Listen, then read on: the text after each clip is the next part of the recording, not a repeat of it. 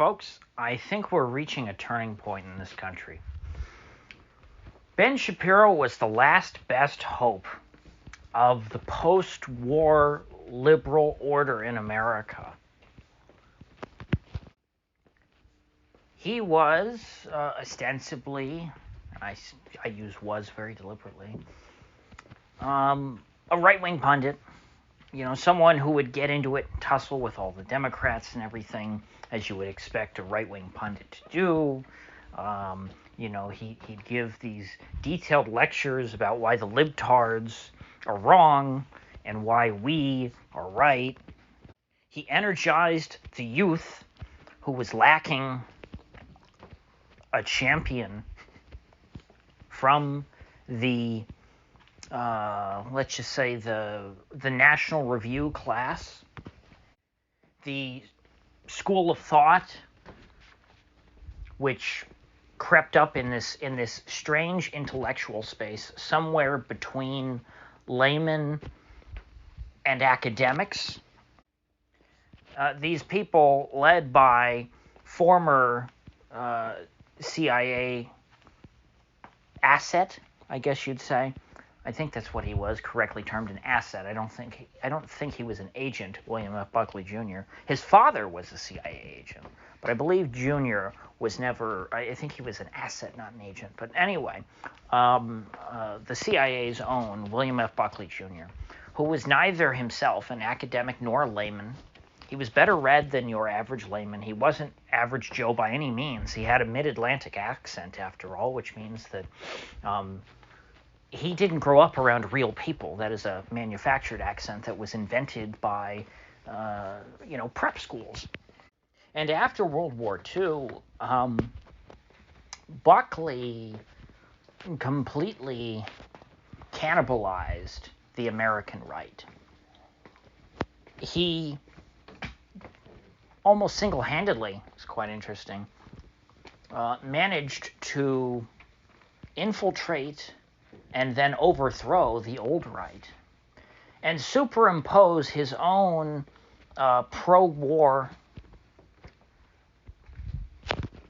class of right-wing pundits who were published in his almost monolithic, or you know what, that's the wrong term.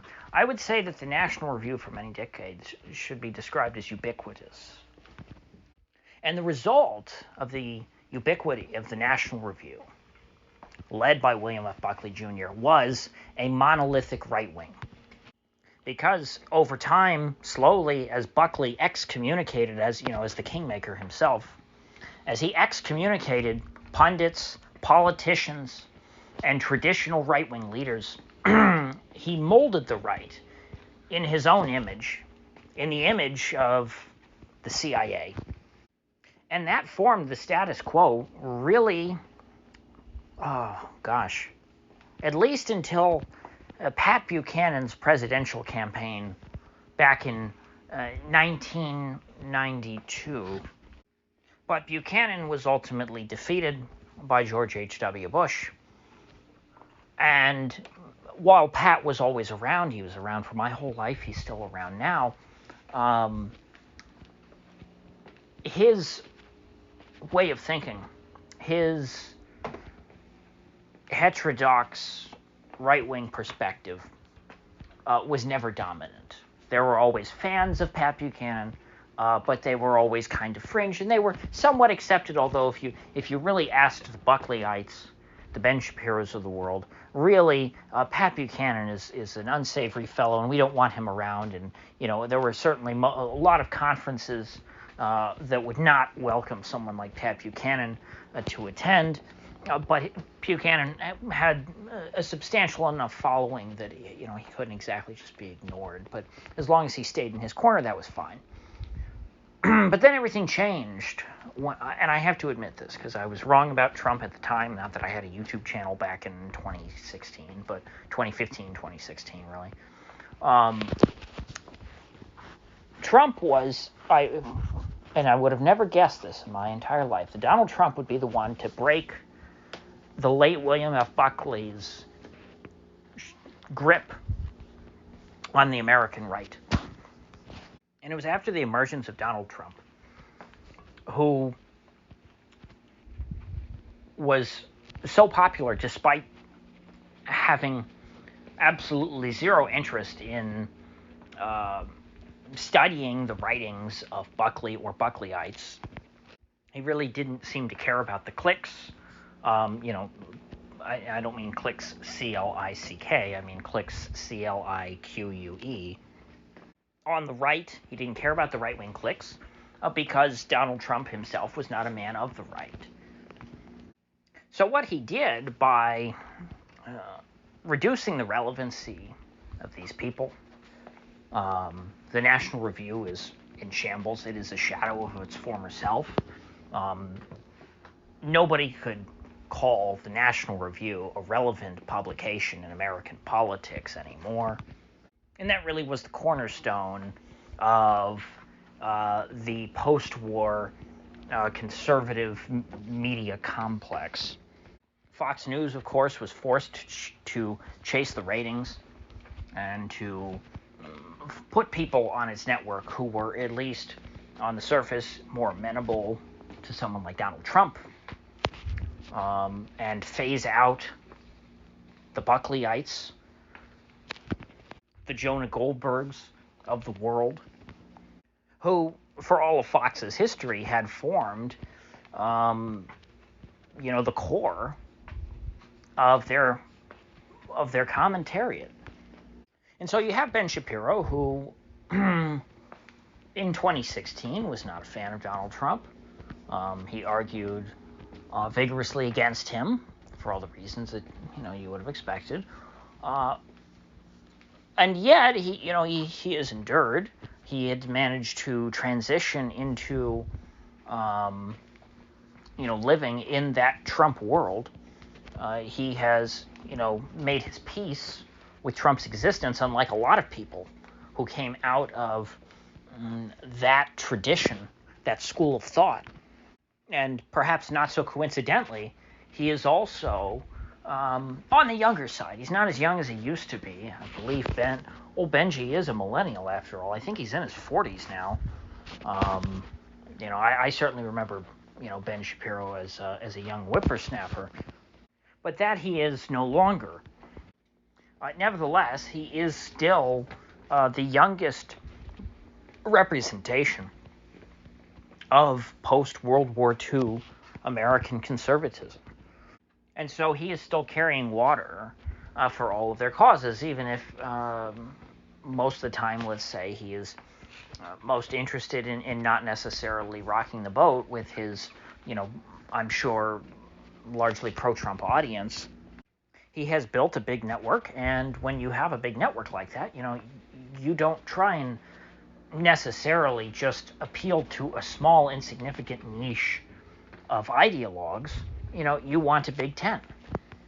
And so that means, even if you're a right-wing media organization, you have people who have a somewhat varied set of opinions who appeal to different folks who generally would identify with the American right in 2024. All the while, though, Ben Shapiro himself has not changed his stripes. He is still, the same sort of, warmongering vampire that he was in the Bush years. Back when he was, in his early 20s. I mean, maybe younger. I mean, the oldest article I can think of from Ben Shapiro was 2001 or something, and I think he was 17. I mean, he's been writing this stuff and he's been doing this gig his entire life. And so, despite his younger age, he's very much a man of his time. He is a younger person compared to someone like Jonah Goldberg or Andy McCarthy or David French. But Ben Shapiro had his political coming of age back when those guys ruled the roost. And so you can think of him as an old soul. And up until now, he's been able to thread the needle of operating in this post-Buckleyite world while still hanging on to his beliefs and trying to make the case to his audience, why, we should support endless wars in various parts of the globe. It also helps that he ignores certain wars that, all around the world that are going on that people aren't focused on. He only talks about the ones that absolutely cannot be ignored. Ben Shapiro would never go out of his way to point out a war that people are not thinking about, that is just being comfortably funded by the United States, like, let's say, the Yemen war, for the entirety that was going on. Ben Shapiro would never go out of his way to defend the Yemen war, to bring it up and say, hey, there's this war going on in Yemen, and here's why you should support it. Because that's too difficult. Instead, what Ben Shapiro is forced to do is take whatever unpopular wars are in the news, and he has to defend them on the spot, and try and keep people from abandoning the cause. And so right now, those two wars are in Ukraine and Israel. And today, Benji is getting ratioed on Twitter for putting up what is, just a fairly standard boilerplate defense of the U.S. funding these various wars on two separate continents, two major wars, two continents, and both of them none of our business. So he has his work cut out for him. But you know what? By golly, he tries his best. And Benji puts it in pretty stark terms. He says, well, either you want Hamas to no longer be like operationally viable, or he uses whatever the weird the weird newspeak phrase that the Israelis are using to describe their war. It's kind of like when people talk about the special military operation in Ukraine. It's like whenever you hear that use those words, it's like, why are you using those really weird terms that the Kremlin came up with? It's like, it's hard for me to take you a little seriously. Like, just speak about this like a normal person. And so when Shapiro says that, it's like, even if you've never heard of him, you're like, oh, this guy obviously is trying to just defend and promote, Jerusalem talking points, or whatever you want to call it. No. What do they call the executive branch in Israel? Do they have a term? Do they have a nickname for it? I guess they would just say Bibi, since odds are most of the time, certainly for my lifetime, Netanyahu's been in charge. I remember, off topic a little bit, but I remember, I used to listen to old reruns of Art Bell. I used to play them on Saturday nights, and I used to love listening to those. And I remember, listening to an episode, and most of these are, either when I was very young or before I was born, even in the mid-'90s. I remember listening to Art Bell episode, and he was talking about, what's going on in the world in that day or whatever, and he gets to talking about something that was going on in Israel. And he's talking about how, and Prime Minister Netanyahu's up to whatever again. I'm like, what? Netanyahu? Was it the same guy? Was it his dad? And I looked it up. It's like, no. Benjamin Netanyahu he was the prime minister back then, too, in the 90s. I mean, it's insane. This guy's been in charge for so much time. And things don't seem to be improving. It's a little suspicious. But anyway, back to topic. He says, so he says, either you want Hamas to no longer be operationally viable, or you do want them to be operationally viable. And he says, in Ukraine, the question isn't about, funding Ukraine, it's about, do you want Russia to, ingest Ukraine? I think it's the word he used. It always comes up with interesting verbiage. Give Ben Shapiro that. Do you think it's okay for Russia to ingest Ukraine or not? That's the question. So are you pro-Hamas? Or are you anti-Hamas? Are you pro-Ukraine no longer existing, or are you anti-Ukraine existing? I think I missed myself up there. Anyway, you get the point. And the obvious, if then and or fallacy, he's getting absolutely roasted, and it's just it's beautiful to watch. Ben Shapiro is losing grip. He's losing his grip. He's losing his control. And what he represents, the reason why I spent so much time talking about, very briefly, just trying to introduce you if you're not familiar with kind of what the conservative movement was like for, a good 60 years.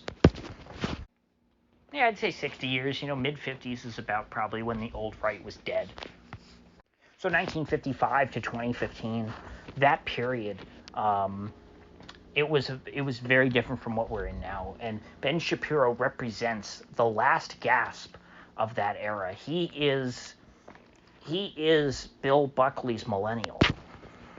And so by slaying that dragon, if Shapiro, especially, it's not just on everything, because obviously there's a lot of things that Ben Shapiro has fine opinions on. You know what?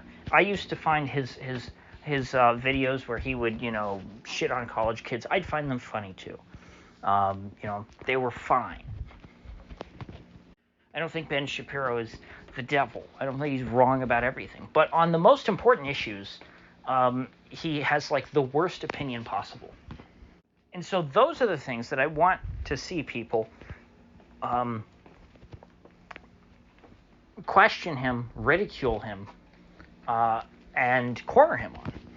Because if he loses credibility in this space, in talking about Israel or any other foreign war, then I think it's safe to say that we've won the ideological battle. He is the last great titan of the warmongers. After him, there's nobody left. Who you got? Sean Hannity? Who's watching him that's under 65? And even Hannity doesn't want to be associated with these people, by the way. Hannity, he invented the term the Jonah Goldberg class, which, I never use it because Hannity invented it, so that, I don't know, makes it cringe, but it's a pretty good term. It's pithy. It sums it up really well. If you noticed, I've mentioned Jonah Goldberg quite a bit here because he was kind of like the default boilerplate, middle of the road. And I haven't used the term neocon either because these guys are different than the neocons. The neocons have certainly been a part of this. They've been fully integrated into this movement, but they're not quite neocons. They're different. The neocons are a very specific phenomenon. They're a very specific group of people. And so Hannity's term, the Jonah Goldberg class, is actually like the most effective. I would say Buckleyite because it started with Buckley, who, by the way, I also like Ben Shapiro. Bill Buckley, I think was a very much more so than Shapiro. He was a very talented speaker. I think Shapiro has an awful voice, though he can be funny, and how annoying and like stereotypically like naggy Jewish he can be.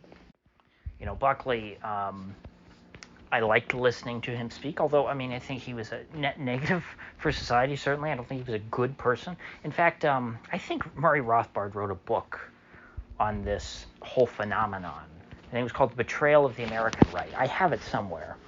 I haven't read it, though.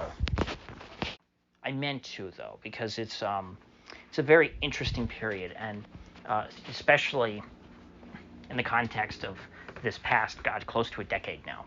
From 2015 to present, this period is like a reversal of everything that Murray Rothbard wrote about in that. And I think even in the early days of National Review, they were publishing old right guys. I think Rothbard was published probably a couple times in the National Review, before he was excommunicated, from the conservative movement. Which is fine, because then, Rothbard got to go on and try and help popularize the term libertarian, create his own thing. Of course, that term's been soiled by a lot of nasty people, too. Some of them pernicious, some of them just unserious clowns. But, it started in a very good place. I don't hate any of these terms. People are always quick to try and run away from the labels and invent their own new label. Protestants are the worst as far as this is concerned. They're always running off and inventing these new labels for themselves. But on the political right, I think probably because in America the political right is very Protestant, there's very much an urge to do that as well. These terms have no one, set meaning. But anyway, the schism that's currently unfolding between Candace Owens and her supporters, I guess you'd call them, and Ben Shapiro, it's quite interesting, and I think it's not about those two personalities. It isn't, which people are making it about the personalities. I'm not familiar. I've never listened to Candace Owens, and I haven't heard Shapiro in many, many years. I used to read Shapiro when he was at Breitbart. That was most of what I heard from him. And then when he went away and started doing his podcast thing in the early days, like on SoundCloud, I used to listen to him sometimes until I eventually just got. I'll be honest.